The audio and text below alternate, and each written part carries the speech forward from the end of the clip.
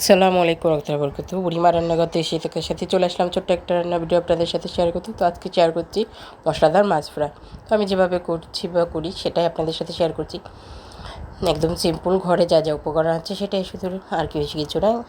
যে আমি দুটো পাঙ্গাস মাছের পিস নিয়েছি, আপনারা চাইলে রুই মাছ, কাতল মাছ, কোনো মাছ নিতে পারেন। তো আমি যে নিয়ে নিলাম তেল লালে সহজ সুন্দর দেখে। আর এখন যে মাছটা সুন্দর মতো ধুয়ে টিস্যু দিয়ে মাছের পানিটাও মুছে নিলাম একদম, যাতে মাছের গায়ে একটু পানি না থাকে। আর এতে করে কিন্তু ফ্রাইটাও ভালো হবে, খেতেও ভালো হবে। তো এরপর যে এখন আমি 10 মিনিটের জন্য মাছের গায়ে লবণ এবং লেবুর রস মেখে ম্যারিনেট করে রেখে দেবো। এতে করে লবণটা মাছের ভিতরে যাবে, খেতে ভালো লাগবে, এবং লেবুটাও একটা ফ্লেভার আসবে, আর মাছের কোনো গন্ধ থাকবে না। তো এখানে আমি কাগজি লেবু ব্যবহার করেছি, আপনারা চাইলে এলাচি লেবু বা যে কোনো লেবু ইউজ করতে পারেন। তো যে আমি সুন্দর মতো উল্টে পাল্টে দুটোতেই সুন্দর মতো মেখে নিলাম। নিয়ে এখন 10 মিনিটের জন্য আমি রেখে দিব, সুন্দর করে ঢাকনা দিয়ে 10 মিনিটের জন্য রেখে দেবো। তো আপনাদের যদি সময় না থাকে তাহলে এভাবে সাথে সাথেই মশলা মেখে 10 মিনিট রেখে তারপরে ভেজে নিতে পারেন, না হলে সাথে সাথে ভেজে নেবেন। তো যেহেতু আমার হাতে সময় আছে সেজন্য আমি 1 ঘন্টার মতো ম্যারিনেট করব। তো এই যে 10 মিনিট পরে চলে আসলাম। এই যে দিয়ে দিলাম 1 চামচ মরিচের গুঁড়া, হাফ চামচের একটু কম হলুদ গুঁড়া, জিরা গুঁড়া হাফ চামচ, দিয়ে দিচ্ছি একটুখানি আদা, মানে হাফ চামচেরও কম আদা, হাফ চামচ রসুন, স্বাদ মতো লবণ, আর দিয়ে দিচ্ছি সরিষা তেল। আর এই তেলটা খাঁটি সরিষা তেল, নিজেদের হাতে ভাঙা। আর এই যে দিয়ে দিচ্ছি একটা টমেটো সস, পুরো পাতাটাই আমি দিয়ে দেবো। আর বেশি টমেটো সস বা অন্য কোনো সস আমি ইউজ করছি না, এতে করে মাছের যে ফ্লেভার সেটা থাকবে না। আমি শুধু একটু আচারের তেল ইউজ করবো এখানে, এতে করে বেশ ভালো লাগবে খেতে মাছটা। তো এই আচারটা হচ্ছে আমার করমচার আচার, আপনারা যে কোনো আচারের তেলে দিতে পারেন। তো আমি করমচার আচারের তেল দিলাম 1 চামচের একটু বেশি, আর দিয়েছি এখান থেকে তুলে একটা রসুন, এতে আরও ভালো লাগবে।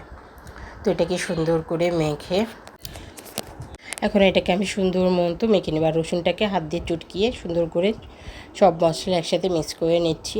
আর তেলটা যেহেতু আমি এটা ফ্রাই করব সেই অনুযায়ী তেল দেবো, আর এটা ফ্রাই করতে বেশি তেলও লাগবে না। তো এই যে এক এক করে আমি সুন্দর করে পিট ওপিট করে মেখে দিচ্ছি মাছের গায়ে মশলাটা।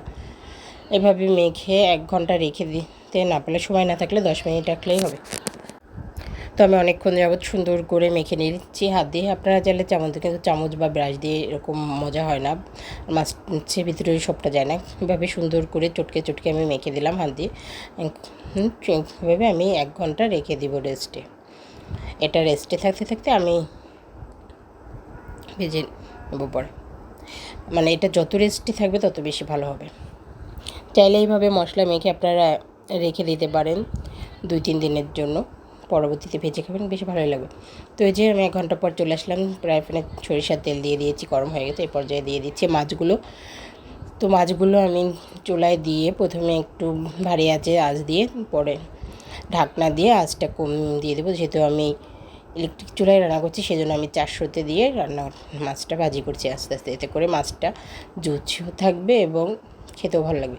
আর আমি বেশি পোড়া পোড়া করবো না, কারণ আমার বেশি পোড়া পছন্দ না, সেজন্য আমি মিডিয়াম, মানে আমার লালচে হলেই হয়ে যাবে। দেখুন দেখতে দেখতে আমার মাছ ফ্রাইটা হয়েও গেছে, কি সুন্দর দেখতে।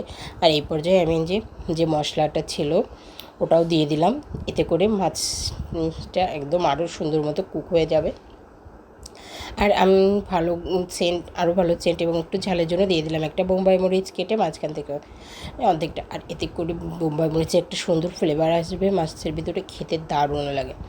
আপনারা চাইলে এটা দিতেও পারেন, আবার এই যে ঝটপট তৈরি হয়ে গেলে আমার মশলাদার মাছ ফ্রাই। দেখুন কী সুন্দর। আজকের মতো এ পর্যন্তই, আল্লাহ হাফেজ।